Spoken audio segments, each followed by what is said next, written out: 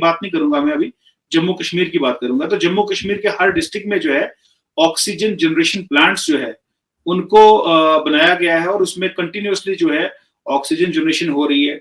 तो fully equipped जो है मेडिकल कॉलेजेस, फुल्ली इक्विप्ड जो है डिस्ट्रिक्ट हॉस्पिटल्स, फुल्ली इक्विप्ड जो है प्राइमरी हेल्थ सेंटर्स, उनको बनाया जा रहा है।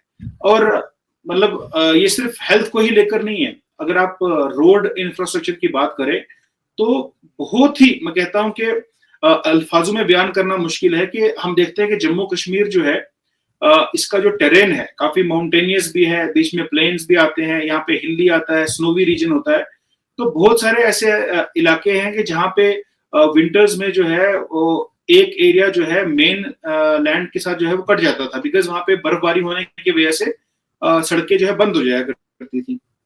लेकिन आज बड़ी फख्र के साथ मैं बताना चाहता हूं कि 12,000 करोड़ से भी जायद एक एक टनल्स पे जो है वो खर्च करके जो है बड़े बड़े टनल्स की कंस्ट्रक्शन जो है वो हो भी चुकी है और हो भी रही है, ताकि जो रोड है वो थ्रू आउट द ईयर जो है वो चलती रहे।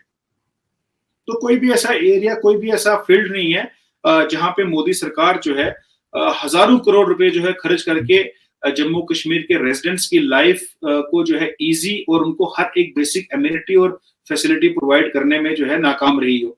वो बहुत ही कामयाब है और लगातार जो है वो इस फील्ड में जो है रेवोल्यूशनरी चेंजेस जो है वो लाने की कोशिश कर रही है। बेसिकली हो ये रहा था कि 2019 से पहले भी मोदी सरकार कोशिश कर रही थी कि जम्मू कश्मीर में इस तरह के प्रोजेक्ट्स लाए जाएं, लेकिन हम सबको मालूम है कि आर्टिकल 370 और 35 से होने की वजह से यहाँ पे उस तरीके से काम नहीं किया जा सकता था। और 2019 के बाद 5 अगस्त 2019 के बाद जब जम्मू कश्मीर को यहाँ की जंजीरों से जो है वो आजाद करके, क्योंकि हम लोग पूरे हिंदुस्तान में जो है जम्मू कश्मीर को अपने सिर का ताज माना जाता है, तो इस ताज को जब जंजीरों से आजाद कर दिया गया तो उसके बाद जो है हजारों लाखों करोड़ के जो काम है प्रोजेक्ट्स के, वो प्रोजेक्ट्स जो है वो जम्मू कश्मीर में लॉन्च भी किए गए और बहुत सारे ऐसे प्रोजेक्ट्स हैं जो इख्तिताम पजीर जो है हो चुके हैं। जी अर्ज। बिल्कुल ऐसे ही। लेकिन आपको क्या लगता है, क्या ये पाकिस्तान को दिखाने के लिए किया जा रहा है कि पाकिस्तान सोचे कि अब जंग नहीं करनी पड़ेगी भारत की गवर्नमेंट को, बल्कि उसके बगैर ही एक तरह की जीत जो है वो मिल जाएगी? यहाँ पर ये डिबेट भी चला करती है, लोग कहते हैं कि जी इतना ज्यादा काम करवा दिया है, इतनी ज्यादा इन्वेस्टमेंट जो है वो कश्मीर में जो है वो पीएम मोदी करवा रहे हैं कि उसके बाद पाकिस्तान के साथ कोई भी नहीं खड़ा होगा। मतलब दूसरी कंट्रीज की बात हो रही है, गल्फ कंट्रीज की, कि वो भी भारत में ही जाकर इन्वेस्टमेंट कर रहे हैं। तो फिर जिस वक्त पाकिस्तान, आपको पता है, यूनाइटेड नेशन में जाके कश्मीर कश्मीर करता है, तो वो आवाज जो है वो खैर सुनी तो पहले भी नहीं जा रही थी, वो हमारा वहम है कि हम जाके बोलेंगे तो कोई सुनेगा, आगे भी बिल्कुल बंद हो जाएगी आवाज सुनना। ऐसा लगता है आपको? देखिए आरजू जी, मैं शायद हमारे पाकिस्तानी भाइयों को बुरा लगेगा, लेकिन हम लोग पाकिस्तानी जो पाकिस्तान जो मुल्क है इसको ज्यादा सीरियसली नहीं लेते हैं, क्योंकि ये हिंदुस्तान के सामने एक बहुत छोटा मुल्क है। और मैं आपको बताना चाहता हूँ, ये भूटान, नेपाल, बांग्लादेश जैसे बाकी मुल्क हमारे लिए हैं, चलो उनके साथ हमारे रिलेशंस बहुत अच्छे हैं। पाकिस्तान की अपनी हरकतों की वजह से जो है वो पाकिस्तान हमारे गुड बुक्स में नहीं है, लेकिन ज्यादा ऐसा नहीं है कि इनको दिखाने के लिए, किसी को दिखाने के लिए जो है कोई काम नहीं करता है। अगर आप कुछ अच्छा काम कर रही हैं तो वो आपके अपने प्रिंसिपल्स, आपकी अपना वे ऑफ लाइफ है, आप जिस तरह से जीना चाहती हैं उस तरीके से कर रही हैं। ऐसा नहीं कि आप अपने किसी पड़ोसी को दिखाने के लिए वो काम कर रही हो। लेकिन उसी तरह से जो है हिंदुस्तान जो है आज एक डेवलप्ड नेशन की ओर जो है वो अग्रसर है और वो बनने वाला है। और आप देख रही हैं कि एक 2020 के बाद जब पूरे दुनिया में जो है वो रिसेशन, इकोनॉमिक क्राइसिस जैसी चीजें, हमने अपने एशिया में भी बड़ी सारी कंट्रीज को इकोनॉमिक क्राइसिस फेस करते हुए देखा, जैसे पाकिस्तान देख लें, श्रीलंका देख लें, बांग्लादेश देख लें। लेकिन हिंदुस्तान आप देख रही हैं कि 5th लार्जेस्ट इकोनॉमी बन के उभरा है। और अभी आज से लगभग 2 साल के बाद 2026 में और 2027 आते आते जो है हिंदुस्तान जो है वर्ल्ड की 3rd लार्जेस्ट इकोनॉमी बन जाएगा। और 2047 तक का जो मोदी सरकार ने एक विजन लिया है, एक संकल्प लिया है कि हमने 2047 तक इंडिया को एक डेवलप्ड नेशन बनाना है। ये उसी की डायरेक्शन में, उसी ओर जो है हम लोग जो है आगे बढ़ रहे हैं। ऐसा नहीं है कि हम पाकिस्तान को या किसी और को दिखाने की कोशिश कर रहे हैं, लेकिन एज फार एज जब आप देख ही रही हैं कि पाकिस्तान में जो है वो टेररिज्म के लॉन्च पैड्स हैं, हिंदुस्तान में सैटेलाइट के लॉन्च पैड्स।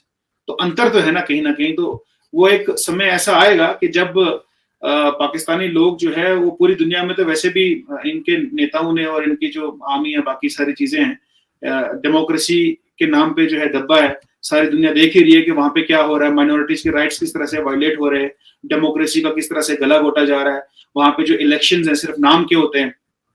तो सब चीजें जो है पूरी दुनिया जानती है कि पाकिस्तान जो एक एज अ कंट्री है, जो खुद को क्लेम करता है एज अ डेमोक्रेटिक कंट्री, तो वो उसकी क्या एक्चुअल में क्या पोजीशन है। तो उसको दिखाने के लिए या उसको झुकाने के लिए या उसको ऐसा करने के लिए कुछ ऐसी कोई बात नहीं है। हिंदुस्तान एक अपना एक उसका एक रुतबा है दुनिया में। आज विश्व गुरु बन के जो है वो उभरा है। आज जब भी पूरे दुनिया में कभी भी कोई भी क्राइसिस आता है, कहीं पे कोई वॉर होती है, तो वहां पे सबकी निगाहें जो है वो हिंदुस्तान की तरफ होती है। तो हिंदुस्तान की अपनी पोजीशन है, हिंदुस्तान का एक अपना स्टैंड है, हिंदुस्तान की अपनी एक औकात है आज।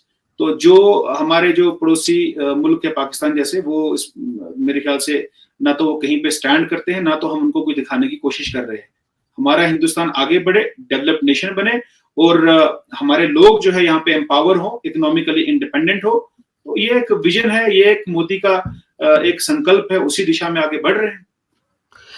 कश्मीरी यूथ को आप क्या कहेंगे? एक ज़माने में हमने ये भी देखा था कि कश्मीरी यूथ जो है वो बहुत ज़्यादा प्रोटेस्ट कर रही होती थी, या कई तरह की प्रॉब्लम्स जो है वो कश्मीर में दिखाई देती थी। इंटरनेट का भी कहा गया था कि इंटरनेट नहीं चलता, लेकिन ऐसा कुछ नहीं है।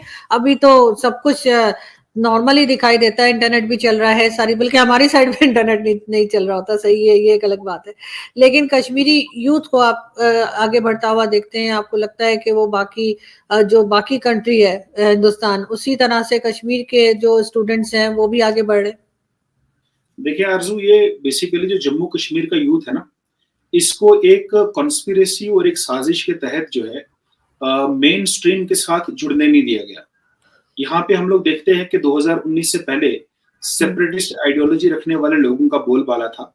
यहाँ पे ऐसे राजनेता थे, ऐसे पॉलिटिकल लीडर्स थे जो पावर में भी थे, जो कहीं ना कहीं उनकी अपनी जो सियासत की दुकान है वो कश्मीरी यूथ के हाथ में पत्थर थमा के चला करती थी। तो ऐसा नहीं कि सारे के सारा कश्मीरी यूथ जो है सड़कों पे था ना, उनमें से कुछ लोगों को, क्योंकि ना तो उनको पढ़ाई के रास्ते पे आगे निकलने दिया, ना तो उनको जॉब अपॉर्चुनिटीज जो है प्रोवाइड की कराई गई, ना तो उनको अच्छे स्कूल्स में पढ़ने दिया गया। यहाँ पे जो है सरहद पार का कैलेंडर चला करता था, यूनिवर्सिटीज बंद हुआ करती थी, स्कूल्स बंद हुआ करते थे, कॉलेजेस बंद हुआ करते थे, यहाँ के बच्चों की पढ़ाई सफल हुआ करती थी। तो हुआ यह है कि 2019 के बाद उन तमाम चीजों पे लगाम लग चुकी है। वो तमाम लोग जो है वो अपनी, कहते हैं ना, चूहा जो है बिल में छुप के बैठ गया।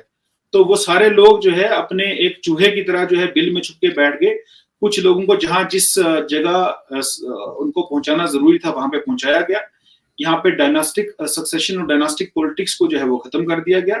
और यही वजह है कि आज जम्मू कश्मीर का जो युवा है, जम्मू कश्मीर का जो यूथ है, वो बड़े ही शान और शौकत और फख्र के साथ जो है वो देश की मेन स्ट्रीम के साथ जुड़ चुका है।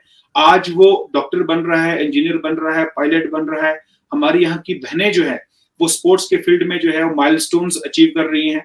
यहाँ पे सब्सिडाइज्ड लोन देके जो है यहाँ पे यंग एंटरप्रेन्योर्स को जो है वो सपोर्ट किया जा रहा है। मैं आपको बड़े फख्र के साथ कहना चाहता हूँ आरजू जी कि जम्मू कश्मीर का जो युवा है आज, उनको 35% से लेकर 50% तक की सब्सिडाइज्ड रेट पे जो है हमारी सरकार जो है, भारतीय सरकार जो है, उनको लोन प्रोवाइड कर रही है। ना कि वो अपने आप को एम्प्लॉयमेंट दें, बल्कि वो साथ साथ जो है 10 और युवाओं को, नौजवानों को जो है एम्प्लॉयमेंट जो है वो फ्राहम करें। इस तरह की जो कोशिशें और काविशें जो है वो मोदी सरकार की तरफ से की जा रही हैं। यही वजह है कि आज जम्मू कश्मीर का हर एक यूथ जो है वो बड़े ही फख्र के साथ, आप देख रही हैं कि 2019 के बाद क्या एक भी स्टोन पेल्टिंग का केस सामने नजर आया? फॉर दैट मैटर कि यहाँ पे पहले जो इक्का दुक्का केस हुआ करते थे कि यहाँ के नौजवानों को जो है बहला फुसला के जो है वो टेररिज्म की ओर भी धकेला जाता था हवाला के थ्रू। तो आज अब देखती हैं कि एक सिंगल ऐसा केस जो है, इंसिडेंट जो है हमारे सामने नजर नहीं आ रहा है।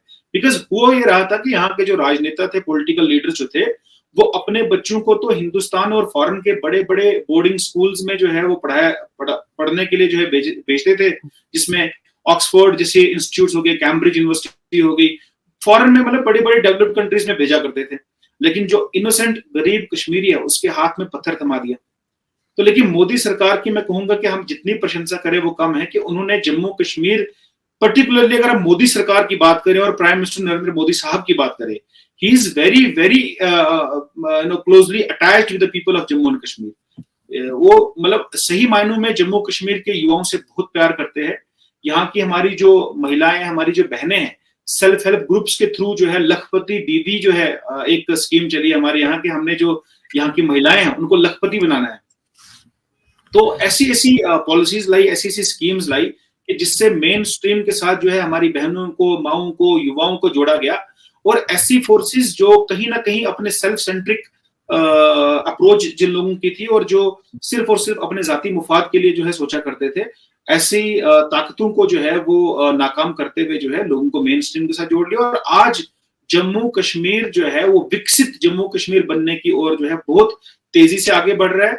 आरजू जी, स्मार्ट सिटीज की बात करें, एम्स जैसे कॉलेजेस की बात करें, एजुकेशनल इंस्टीट्यूट्स की बात करें जिसमें IITs होगी, IIMs हो गए, मेडिकल कॉलेजेस की बात करें, सब्सिडाइज्ड रेट पे जो है लोगों को लोन फराहम करने की बात करें, यहाँ पे रोड्स की बात करें, टनल्स की बात करें, एयरपोर्ट्स की बात करें, पीस की बात करें और प्रोस्पेरिटी की बात करें, टेररिज्म को खत्म करने की बात करें, करप्शन को खत्म करने की बात करें, तो इसमें पड़ोसी मुल्क पाकिस्तान पिछले कुछ समय से इंटरनेशनल मॉनेटरी फंड यानी IMF की ओर टकटकी लगाए बैठा हुआ है ताकि उसे एक राहत पैकेज मिल सके, जिसके लिए उसने कई जुगत भी लगा दी है।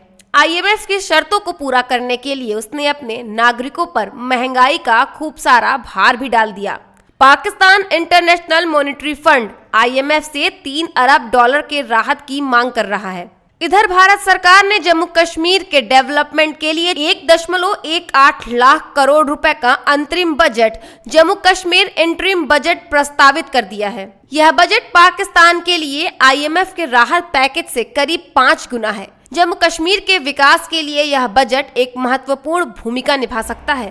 पाकिस्तान 5 फरवरी को कश्मीर सॉलिडेरिटी डे मनाता है।